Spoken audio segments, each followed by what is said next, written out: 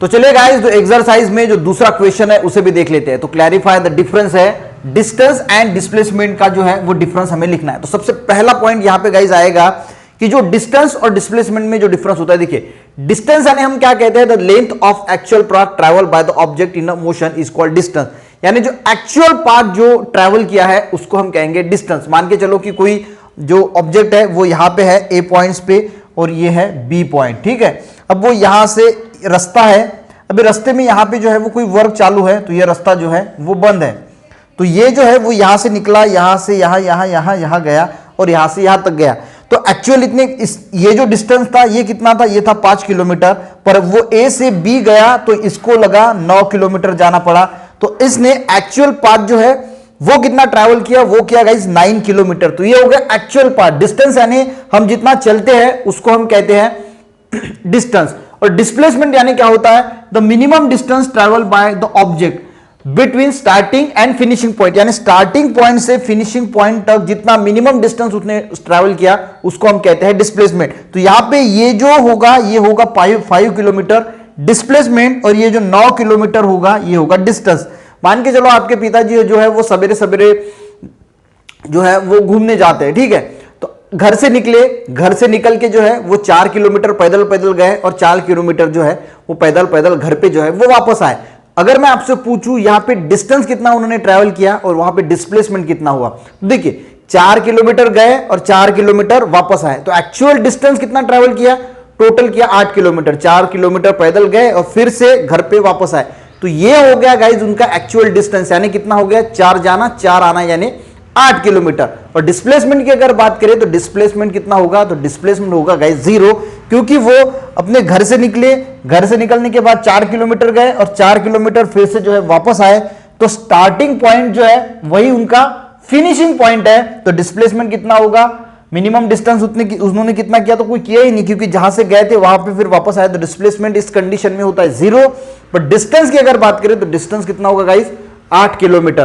तो डिस्टेंस यानी हम जितना चलते हैं उसको हम कहते हैं, जितना आपने डिस्टेंस ट्रैवल किया वो हो गया अपना डिस्टेंस।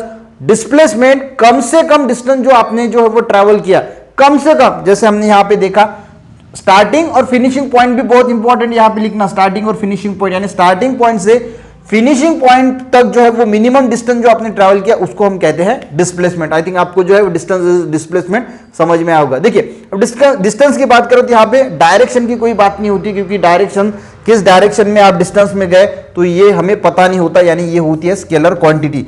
पर जैसे हम डिस्प्लेसमेंट बोलते गाइस तो ये वेक्टर क्वांटिटी, यानी यहाँ पे है जो डायरेक्शन, यानी स्केलर क्वांटिटी है। तो यहाँ पे थर्ड पॉइंट ऐसा लिखना कि इट हैज मैग्नीट्यूड ओनली। अब मैग्नीट्यूड क्या है, इसका बहुत बढ़िया वीडियो मैंने बनाया है, आप सर्च करके देख लीजिएगा। तो ये स्केलर क्वांटिटी है क्योंकि यहाँ पे डायरेक्शन का कोई रोल नहीं होता, और ये वेक्टर क्वांटिटी है। यहाँ पे यानी सिर्फ मैग्नीट्यूड होता है, यहाँ पे मैग्नीट्यूड एज वेल एज जो है वो डायरेक्शन भी जो है वो डिस्प्लेसमेंट को जो है होती है। अब यहाँ पे ये डिफरेंस तो नहीं कह सकते, फोर्थ पॉइंट पर लिख लेना। इसका जो सीजीएस यूनिट है डिस्टेंस का वो सेंटीमीटर है, ऐसा यूनिट का मीटर है, इसका भी सीजीएस यूनिट जो है वो सेंटीमीटर है और ऐसा यूनिट मीटर है। तो ये 4 पॉइंट अगर पूछा एग्जाम में तो ये 4 पॉइंट गाइस लिख लेना।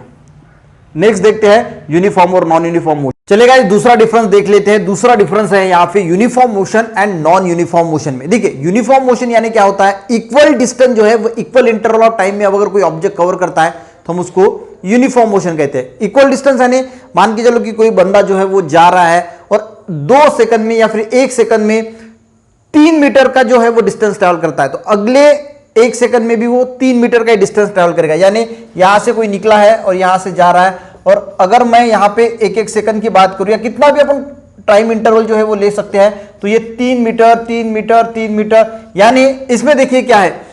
अब uniform motion when object cover equal distance बहुत इंपॉर्टेंट है, and equal interval of time. When object cover equal distance in equal interval of time, या फिर हम इक्वल इंटरवल भी कह सकते हैं, इज कॉल्ड यूनिफॉर्म मोशन। यानी देखिए इक्वल इंटरवल ऑफ टाइम यानी 1 सेकंड में 3 मीटर, दूसरे 1 सेकंड में 3 मीटर, यानी इक्वल डिस्टेंस जो कवर हुआ है इक्वल इंटरवल ऑफ टाइम में, तो उसको हम कहते हैं गाइस यूनिफॉर्म मोशन। और वही हम नॉन यूनिफॉर्म में क्या होगा, when object cover unequal distance in equal time interval, यानी इक्वल टाइम इंटरवल में अनइक्वल डिस्टेंस कवर करेगा, यानी पहले 1 सेकंड में 3 करेगा, दूसरे 1 सेकंड में शायद वो 4 मीटर करेगा, तीसरे 1 सेकंड में ये 2 मीटर करेगा। जब unequal distance equal interval of time में अगर कवर होता है तो उसको हम नॉन यूनिफॉर्म मोशन कहते हैं। मैंने पूरा जो है वो एक्सप्लेन किया है, जो हम जब ये टॉपिक पढ़ाया था, आज ऐसे ही देख रहे हैं। तो यूनिफॉर्म मोशन यानी क्या होता है, equal distance in equal interval of time, और non uniform motion when object cover unequal distance. हमें सिर्फ ध्यान रखना है कि अनइक्वल और यहां पे equal distance in equal interval of time, ये बिल्कुल सेम ही रहेगा। अब यहां पे गाइस यूनिफॉर्म मोशन है तो एक्सेलरेशन जो है वो 0 होता है। क्यों? क्योंकि ये एक्सेलरेशन क्या होता है, change in velocity upon time. अब यहां पे गाइस वेलोसिटी चेंज हो ही नहीं रही है, तो वेलोसिटी अगर चेंज हो नहीं रही तो 0 बाय टाइम रहेगा, तो एक्सेलरेशन क्या होगा, 0 होगा। यहां पे वेलोसिटी जो है वो चेंज हो रही है तो कुछ ना कुछ जो है वो एक्सेलरेशन होगा, वेलोसिटी होगी, और इसी वजह से it has a certain acceleration. तो ये एक्सेलरेशन का दूसरा पॉइंट हमें लिखना है। तीसरा हम लिख सकते हैं यूनिफॉर्म मोशन में स्पीड रिमेन कांस्टेंट। तो स्पीड कैसी है, कांस्टेंट रहती है, और यहां पे speed does not remain constant, क्योंकि स्पीड जो है वो चेंज हो रही है ना, क्योंकि कभी आप स्पीड से चलोगे, कभी आप धीरे चलोगे, तो स्पीड जो है वो यहां पे जो है वो कांस्टेंट नहीं रहेगी। तो एग्जांपल दे देना, 4th पॉइंट में एग्जांपल लिख लेना। यहां पे यूनिफॉर्म मोशन यानी motion of earth around sun, जो अर्थ है हमारे सन के अराउंड मूव हो रही है, वो काय का एग्जांपल है, यूनिफॉर्म मोशन का, यानी वो यूनिफॉर्म स्पीड से जो है वो वहां पे मूव हो रही है। और non uniform motion when a vehicle is accelerated, हम क्या करते हैं, कोई व्हीकल को अगर एक्सेलरेटेड किया, इट्स स्पीड इंक्रीज, तो इसकी स्पीड क्या हो जाती है, इंक्रीज हो जाती है, यानी इंक्रीज हो गई तो उसको कुछ ना कुछ एक्सेलरेशन होगा, एक्सेलरेशन होगा तो वेलोसिटी में चेंज आएगा, यानी वो अनइक्वल डिस्टेंस जो है वो इक्वल इंटरवल ऑफ टाइम में कवर करेगा। यानी आप स्पीड बढ़ाओगे तो पहले की जो स्पीड है उससे स्पीड बढ़ेगी, तो इक्वल डिस्टेंस तो कवर होगा नहीं, ज्यादा डिस्टेंस कवर होगा कम टाइम में। तो ये कुछ एग्जांपल लिख लेना, ये 4 पॉइंट लिख लेना, बस हो जाएगा।